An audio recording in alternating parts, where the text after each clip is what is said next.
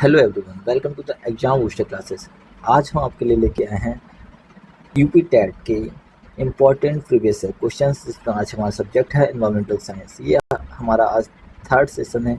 इसके पिछले हम 2 सेशन कर चुके हैं, तो चलिए शुरू करते हैं बेहतरीन सेशन। हमारा पहला क्वेश्चन है, गिर वन्यजीव अभ्यारण्य निम्नलिखित में से किस जानवर के संरक्षण के लिए किया जाना जाता है? गिर वन्यजीव अभ्यारण्य में किसका संरक्षण करता है? वो करता है आपके शेरों का संरक्षण। ये गिर वन्यजीव अभ्यारण्य कहाँ पे है? गुजरात में है। ठीक है, तो ऑप्शन नंबर डी यहाँ पे आपका सही जवाब हो जाएगा। नेक्स्ट क्वेश्चन है कि अंतर्राष्ट्रीय ओजोन दिवस कब मनाया जाता है? अंतर्राष्ट्रीय ओजोन दिवस कब मनाया जाता है? 16 सितंबर, 7 दिसंबर, 30 मार्च या फिर 22 अप्रैल। तो अंतर्राष्ट्रीय ओजोन दिवस मनाया जाता है आपके 16 सितंबर। ऑप्शन नंबर ए यहाँ पे आपका सही जवाब हो जाएगा। नेक्स्ट क्वेश्चन है कि भोपाल गैस त्रासदी किस गैस के मुक्त होने के कारण हुई थी? जो भोपाल गैस त्रासदी हुई थी उसमें कौन सी गैस रिलीज हुई थी? Methyl isocyanide. Methyl isocyanide. ठीक है, ऑप्शन नंबर सी डी यहाँ पे आपका सही जवाब हो जाएगा। नेक्स्ट क्वेश्चन है कि गंगा कार्य योजना किसके सुधार के लिए शुरू की गई थी? जो गंगा कार्य योजना थी उसका मेन एम क्या था? पानी की गुणवत्ता को सुधारना, पानी का वेग, पानी की मात्रा या फिर पानी का तापमान। तो पानी की गुणवत्ता सुधारने के लिए गंगा कार्य योजना चालू की गई थी। ठीक है, ऑप्शन नंबर ए यहाँ पे आपका सही जवाब हो जाएगा। नेक्स्ट क्वेश्चन है, भूपारिस्थितिकी तंत्र में ऊर्जा का महत्वपूर्ण स्रोत क्या है? सूर्य है, पृथ्वी है, चंद्रमा है या शुक्र है? तो जो सूर्य है वो ऊर्जा का महत्वपूर्ण स्रोत है। ठीक है, ऑप्शन नंबर ए यहाँ पे आपका सही जवाब हो जाएगा। नेक्स्ट क्वेश्चन है, ग्लोबल वार्मिंग का कारण क्या है? ग्लेशियरों की वृद्धि, कार्बन डाइऑक्साइड की वृद्धि, कार्बन डाइऑक्साइड की कमी या फिर वनीकरण की वृद्धि। तो जो कार्बन डाइऑक्साइड की वृद्धि है यही मेन ग्लोबल वार्मिंग का कारण है। ठीक है, तो ऑप्शन नंबर बी यहाँ पे आपका सही जवाब हो जाएगा। नेक्स्ट क्वेश्चन है कि ग्रीन वफलर किससे संबंधित है? ग्रीन वफलर आपका मृदा प्रदूषण से संबंधित है, वायु प्रदूषण से, ध्वनि प्रदूषण से या फिर जल प्रदूषण से। जो ग्रीन वफलर क्या होता है कि रोड के दोनों साइड में पेड़ लगा दिए जाते हैं। ठीक है, तो ये आपके क्या करते हैं, जो साउंड नॉइस पॉल्यूशन होता है उसे रिड्यूस करते हैं। तो ये आपका ध्वनि प्रदूषण से संबंधित है। ठीक है, ऑप्शन नंबर सी यहाँ पे आपका सही जवाब हो जाएगा। नेक्स्ट क्वेश्चन है कि निम्नलिखित में से कौन सा समुद्र यूरोप को अफ्रीका से अलग करता है? लाल सागर, काला सागर, अरब सागर या भूमध्य सागर? तो जो भूमध्य सागर है यही यूरोप और अफ्रीका को अलग करता है। ऑप्शन नंबर डी यहाँ पे आपका सही जवाब हो जाएगा। नेक्स्ट क्वेश्चन है कि एक खाद्य श्रृंखला में शाकाहारी है, एक फूड चेन है, उसमें आपका हर्बीवोर्स क्या होगा? हर्बीवोर्स होते हैं प्राथमिक उपभोक्ता। ठीक है, प्राइमरी कंज्यूमर। ठीक है, ऑप्शन नंबर बी यहाँ पे आपका सही जवाब हो जाएगा। नेक्स्ट क्वेश्चन है कि पारिस्थितिकी तंत्र में तत्वों का चक्रण को क्या कहते हैं? जो पारिस्थितिकी तंत्र है इसमें तत्वों का चक्रण क्या कहलाता है? नाइट्रोजन, ऑक्सीजन का चक्रण क्या कहलाता है?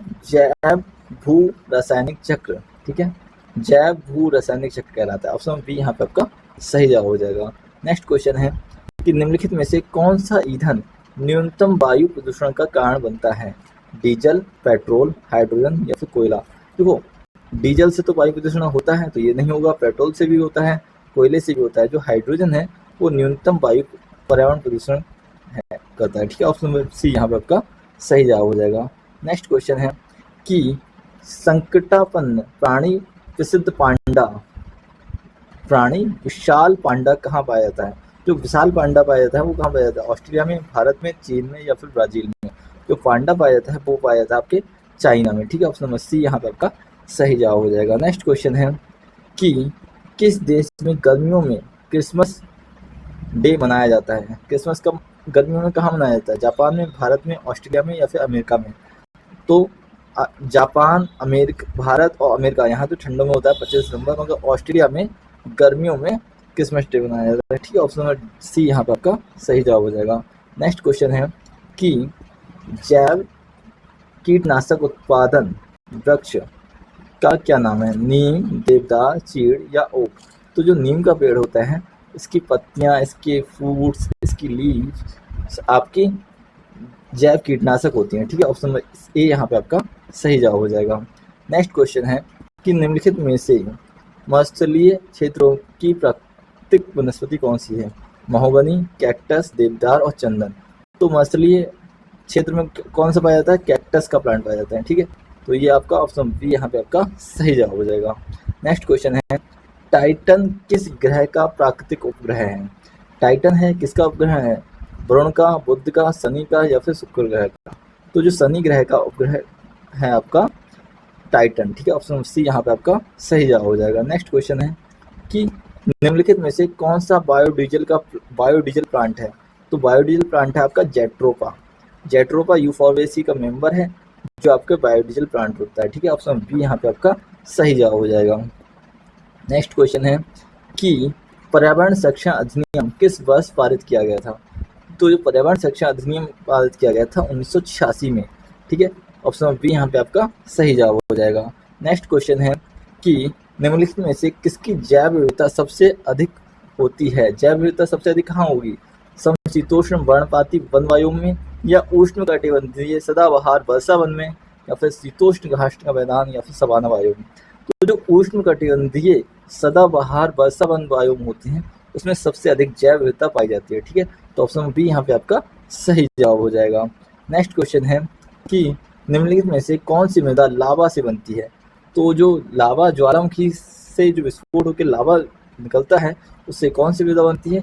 उससे मृदा बनती है काली मृदा। ठीक है, तो ऑप्शन बी यहाँ पे आपका सही जवाब हो जाएगा। ठीक है, नेक्स्ट क्वेश्चन है कि वायुमंडल की कौन सी परत पराबैंगनी किरणों को पृथ्वी की सतह पर आने से रोकती हैं? समताप मंडल, क्षोभ मंडल, आयन मंडल या फिर मध्य मंडल?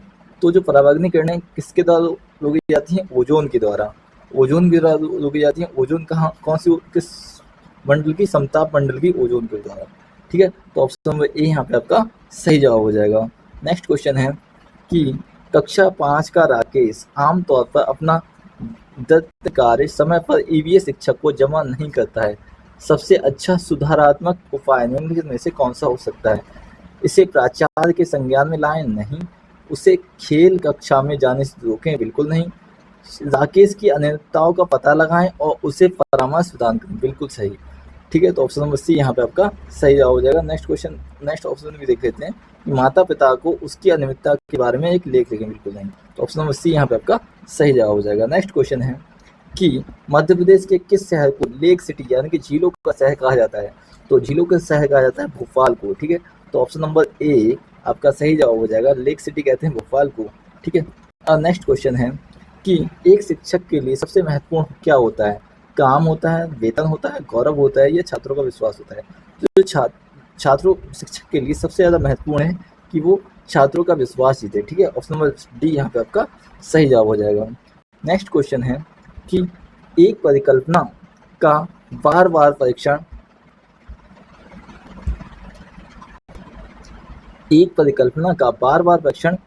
किया जाता है और उसमें गलत नहीं पाया जाता है। ठीक है, तो वो क्या बन जाता है? सिद्धांत बन जाता है, नियम बन जाता है, या खोज, या फिर मूल अवधारणा?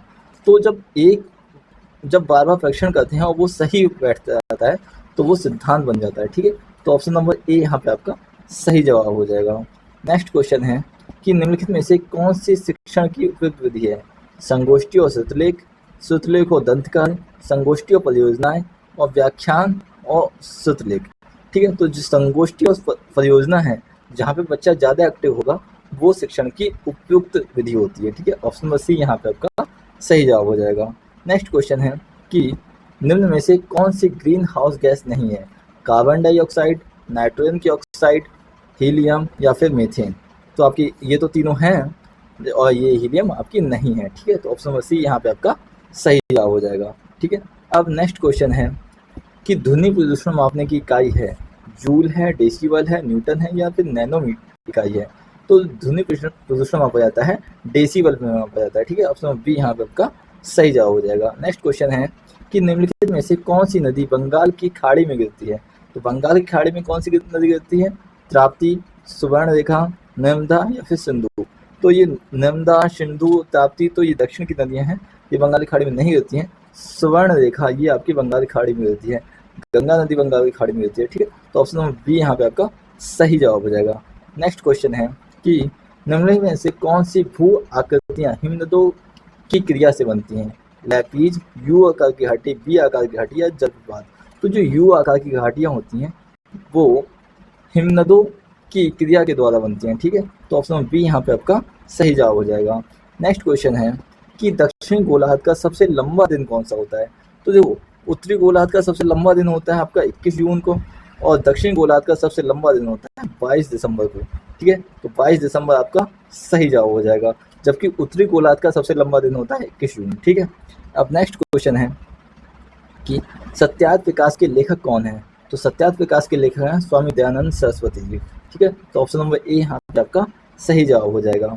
अब नेक्स्ट क्वेश्चन है कि बिहू भारत की निम्नलिखित में से किस राज्य का लोक नृत्य है। राजस्थान का है, तमिलनाडु का है, आसाम का है या फिर उत्तर प्रदेश का है। तो जो बिहू लोक नृत्य है वो आसाम का प्रसिद्ध लोक नृत्य है, ठीक है। तो ऑप्शन नंबर सी यहाँ पे आपका सही जवाब हो जाएगा। नेक्स्ट क्वेश्चन है कि परस्पर जुड़ी श्रृंखलाएं के समूह को क्या कहते हैं। जो फूड चेन होती हैं, फूड चेन आपस में जुड़कर क्या बनाती हैं, वो बनाती हैं फूड वेब, ठीक है, यानी कि खाद्य जाल। परस्पर खाद्य श्रृंखलाएं आपस में जुड़कर खाद्य जाल बनाती हैं, ठीक है। तो ऑप्शन नंबर सी यहाँ पे आपका सही जवाब हो जाएगा। नेक्स्ट क्वेश्चन है कि किसी राज्य के राज्यपाल के रूप में नियुक्त होने के लिए किसी की आयु कितनी होनी चाहिए, यानी कि मिनिमम कितनी आयु होनी चाहिए, 35 वर्ष, 50 वर्ष, 45 वर्ष या 30 वर्ष। तो जो मिनिमम आयु होनी चाहिए वो होनी चाहिए 35 वर्ष, ठीक है। तो ऑप्शन नंबर ए यहाँ पे आपका सही जवाब हो जाएगा। नेक्स्ट क्वेश्चन है कि मैच करना है संघ का राज्य सूची से, ठीक है। अभी भारतीय संघ है, प्रधानमंत्री होते हैं, राज्य का राज्यपाल होता है, निगम का मेयर चुना जाता है और ग्राम पंचायत का सरपंच चुना जाता है, ठीक है। तो फर्स्ट का ए, बी का आपका सी और डी का आपका सी का डी और डी का आपका बी। तो यानी कि यहाँ पे आपका ऑप्शन बी सही जवाब हो जाएगा, ठीक है। अब नेक्स्ट क्वेश्चन देखते हैं कि नगर निगम द्वारा कौन सा कर लगाया जाता है, मनोरंजन कर, टोल कर, गृह कर या फिर उपयुक्त सभी। तो मनोरंजन कर भी लगाया जाता है, टोल कर भी लगाया जाता है, गृह कर भी लगाया जाता है। तो ऑप्शन नंबर डी यहाँ पे आपका सही जवाब हो जाएगा, ठीक है। अब नेक्स्ट क्वेश्चन है कि हेमलेट किस व्यवस्था से जुड़ा है। तो हेमलेट किस व्यवस्था से, खंडित, रेखीय, ग्रामीण या फिर शहरी। तो जो हेमलेट व्यवस्थापन है ये आपके ग्रामीण से जुड़ा हुआ है, ठीक है। तो ऑप्शन नंबर सी यहाँ पे आपका सही जवाब हो जाएगा। नेक्स्ट क्वेश्चन है कि ज्वालामुखी पर्वत कौन सा है, अरावली है, अप्लासियन है, यूराल है या फिर किलिमंजारो है। तो जो किलिमंजारो है ये आपका ज्वालामुखी पर्वत है, ठीक है। तो ऑप्शन नंबर डी यहाँ पे आपका सही जवाब हो जाएगा। नेक्स्ट क्वेश्चन है कि एलिफेंटा द्वीप कहाँ स्थित है, कच्छ तट पर, मुंबई तट पर, गोवा तट पर या गंगा डेल्टा पर। तो जो एलिफेंटा द्वीप है ये आपके मुंबई तट पर स्थित है, ठीक है। तो ये हो गए हमारे इंपॉर्टेंट ईवीएस के 40 क्वेश्चंस। आप यूं ही हमसे जुड़े रहिए और लगातार अपनी प्रैक्टिस करते रहिए। थैंक यू सो मच, धन्यवाद।